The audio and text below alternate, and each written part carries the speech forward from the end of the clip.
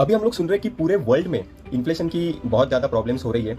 USA में अभी तक का आई थिंक लास्ट 40-50 ईयर्स का सबसे हाईएस्ट इन्फ्लेशन चल रहा है। तो ये इन्फ्लेशन की वजह क्या है वैसे? तो अभी के इन्फ्लेशन की वजह मेरे हिसाब से जो भी सप्लाई है वो सप्लाई बहुत ज़्यादा कम हो गया था और तभी डिमांड बहुत ज़्यादा बढ़ गई थी। तो अगर किसी भी चीज़ का सप्लाई कम हो गया है और उसकी डिमांड बढ़ गई है तो वो चीज़ की प्राइस बढ़ती है, तो इसके वजह से इन्फ्लेशन होता है। तो अभी जैसे लास्ट 1 और 2 ईयर्स में कोविड के वजह से लॉकडाउन थे, तो सप्लाई चेन बहुत ज़्यादा अफेक्ट हो गई थी। चाइना से जो माल आ रहा था वो नहीं आ पा रहा था, तो सप्लाई रेस्ट्रिक्टेड हो गया था।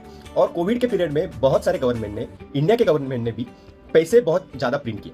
तो जब भी पैसे ज़्यादा प्रिंट होते हैं तो उससे भी इन्फ्लेशन बढ़ता है, क्योंकि मार्केट में पैसा ज़्यादा हो जाता है। और जब भी पैसा ज़्यादा हो गया मतलब डिमांड ज़्यादा हो गई, तो डिमांड ज़्यादा हो गई और सप्लाई कम थी, तो इसके वजह से इन्फ्लेशन बढ़ गया। ये इन्फ्लेशन मेजर करने के लिए एक इंडेक्स है, कंज्यूमर प्राइस इंडेक्स, जो अभी अराउंड 7 to 8% के आसपास है। अभी हम लोग सुन रहे हैं कि पूरे वर्ल्ड में इन्फ्लेशन की बहुत ज़्यादा प्रॉब्लम्स हो रही है।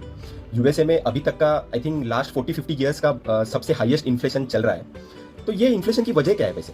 तो अभी के इन्फ्लेशन की वजह मेरे हिसाब से जो भी सप्लाई है वो सप्लाई बहुत ज़्यादा कम हो गया था और तभी डिमांड बहुत ज़्यादा बढ़ गई थी।